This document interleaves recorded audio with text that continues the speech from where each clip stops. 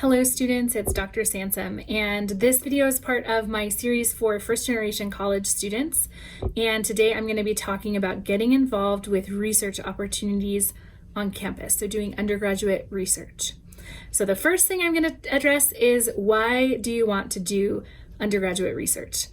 And my answer is, this is one of the most important, most formative, most inspiring experiences that you're going to have as an undergraduate.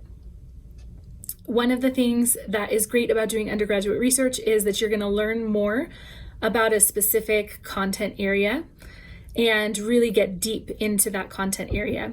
Another great thing about doing undergraduate research is you are going to get to know your faculty member that you're working with, your advisor for undergraduate research, and they are going to be your advocate as you're thinking about moving into graduate school or a career. And of course, you'll actually get an experience of doing research, which is like working in that field. So it gives you a really good idea of what work is going to look like when you graduate and you go into graduate school or into the workplace. Okay, so hopefully you're sold on the idea of wanting to do undergraduate research. So what I want to talk about next is how you get into a research group. And one of the things that I want to point out here is, at least at my university, we have found that male undergraduate students have a tendency to seek out these opportunities and just go ask to be involved in undergraduate research. And women tend to wait to be invited to participate. So if you are a woman, I want to encourage you to go seek out that opportunity and ask for it. You have every right to be able to do that, and your voice and your ideas are going to be valued in that research environment. So don't be afraid to go ask about research. That's the first thing. Now, how do you know who's doing what research? Usually your department website will have profiles for each faculty member, and they will include a brief description of research projects that they are working on in their group. And sometimes they're a little bit out of date, but usually they're updated at least annually. And that can give you an idea of the different types of things that people are interested in and what they've been doing with their graduate and undergraduate students that work with them. So go to the website, look at every faculty member's profile, and read about what they're doing. Keep note of which ones sound interesting and exciting to you. And then see if you can set up an appointment with that person to talk about it. Send them an email and say, "Hi, this is my name. I'm an undergraduate in the department. I'm excited about getting involved in research, and in particular, I'm interested in," and then describe for them the research project that you read about that seemed so exciting for you. They're going to be impressed that you looked up what they're doing and that you have an idea about why you're interested in it. And they're going to be excited about meeting with you. To make their lives even easier, send them a few times, like, "Hey, I'm available on Tuesday and Thursday at 3 p.m. or on Monday, Wednesday, Friday at 1 p.m. Would any of those times work for you?" And hopefully one of those times does. If not, hopefully they'll be willing to find a different time that will work. So send them the email, tell them why you're excited about their project, and see if you can set up a time to meet with them. And maybe do this for 3 different people in the department. And once you have that meeting, you'll have a better sense of whether you are still excited about the work that they're doing, whether you feel like they seem like a nice person that you would want to work with, whether you think that their group is going to be a good place for you. So once you can sort of narrow it down to a group that you want to be involved in, see if you can attend their group meetings. Now, this is something that happens in STEM fields a lot. And it may or may not happen in other fields. I'm not as familiar, but I think it happens in other fields.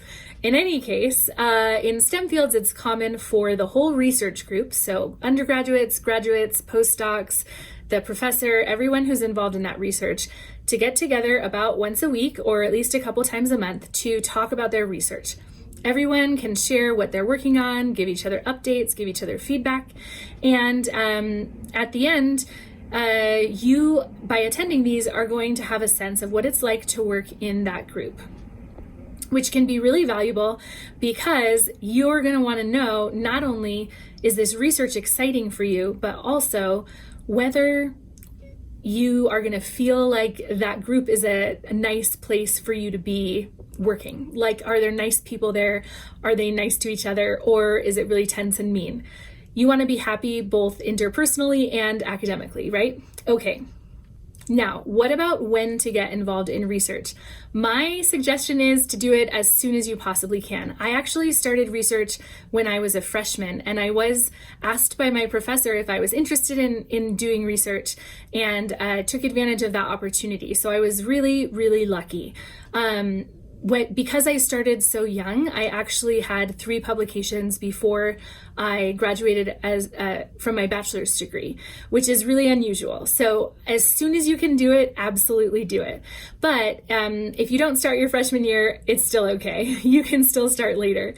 And you want to think about getting involved in this kind of thing no later than your junior year. You want to make sure that you're going to have a decent amount of time, like junior and senior year, to be involved in research. That gives you plenty of time to work for a year in somebody's group before they would be maybe writing you a letter of recommendation for graduate school or something like that.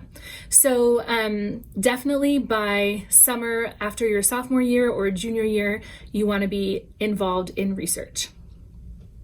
Okay, another important issue that I want to talk about is actually getting paid. So if you are a first generation college student, you probably also have to pay for college yourself, and money is tight and you need to work to support yourself. That is very common. When I was an undergraduate, I had what was called a federal work study. So it was a grant that went through the university, and I could have a campus job and do that campus job and get paid with this work study money. So you may have something like that, a work study grant that you can use at campus jobs. And if you do, that's awesome, because it's actually like free money for the professor for you to be able to work in their lab. And they should be able to hire you and use that work study money. And that is so much better than spending your time, like I did my freshman year before I did research, working at the campus food court. That is not fun. Everybody should do it because, we should all work in food service at some point, but get involved in doing research and get paid for it as well. Your university may also have something like an undergraduate research award or other funding mechanisms for undergraduate research. If you talk to your research advisor and you explain that you need to work and you have to pay your way through college, they can work with you to help find a way to make that happen.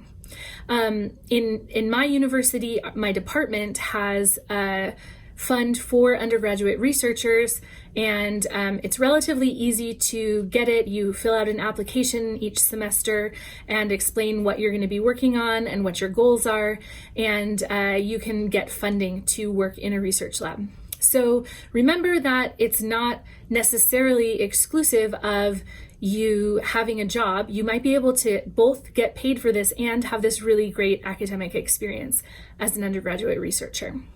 Last side note here, there are summer research opportunities that are available at other universities. In science and engineering, we have something called the Research Experience for Undergraduates program, which is funded by the National Science Foundation, and those sites exist all over the country. So if you don't have a research opportunity at your university, maybe it's a smaller school, go ahead and look for research opportunities at other universities. You can apply for them and spend the summer somewhere doing research and learning about your field. So to finish up, I just want to say undergraduate research is a great opportunity to really dive deep into the field that you're interested in, get that one-on-one mentoring that you're looking for from your advisor, and really prepare yourself to enter the workforce and go on to graduate school. So I highly encourage you to seek out opportunities for undergraduate research. I hope this is helpful to you, and I hope you have a great day. Take care.